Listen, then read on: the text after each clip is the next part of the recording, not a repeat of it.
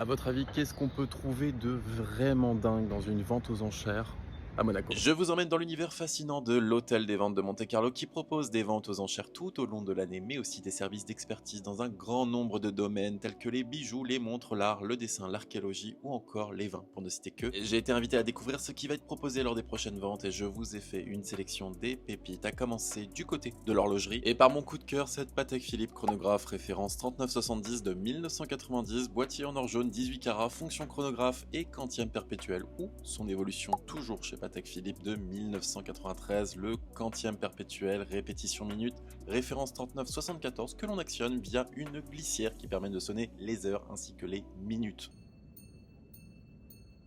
Du côté de chez Cartier, on retrouve cette très élégante et très chic coussin bambou de 1975 or jaune 18 carats et cadran blanc qui fait aussi son petit effet, ou encore cette Rolex Daytona référence 6239 en or jaune 18 carats, cadran couleur champagne et son bracelet Oyster lui aussi en or jaune. On passe du côté des bijoux et là aussi j'ai été très impressionné par cette bague et son imposant diamant Fancy Intense Yellow de 22 carats. Ou encore cette bague et son diamant rose, certes bien moins imposant que le précédent mais aussi beaucoup plus rare. Je me retrouve aussi en face de ce bracelet Cartier assez incroyable et centenaire en platine, serti de diamants et d'émeraude, et enfin ce collier qui est aussi une référence évidente au film Titanic et son incroyable tanzanite ronde qui pèse pas moins de 100 carats et qui rend le bijou juste très impressionnant. Du côté de la maroquinerie, on retrouve une collection de 70 sacs Hermès très rares et dans un état irréprochable, à commencer par ce mini Kelly bleu agate bijouterie en métal paladier de 2017 ou encore cet autre mini Kelly de 1992 avec cette fois-ci une bijouterie en or 18 carats, touret et cadenas agrémentés de diamants. On termine par ce sac de voyage toujours chez Hermès en crocodile de 1998, parfait pour partir le temps d'un week-end. Petit bonus car c'est particulièrement rare, on retrouvera dans la vente d'art moderne et contemporain cette œuvre de Renoir de 1910, jeune fille au chapeau fleuri. Bref, que ce soit pour s'imprégner de l'ambiance d'une vente, investir sur des pièces d'exception ou juste rêver, l'hôtel des ventes de Monte-Carlo est ouvert au public.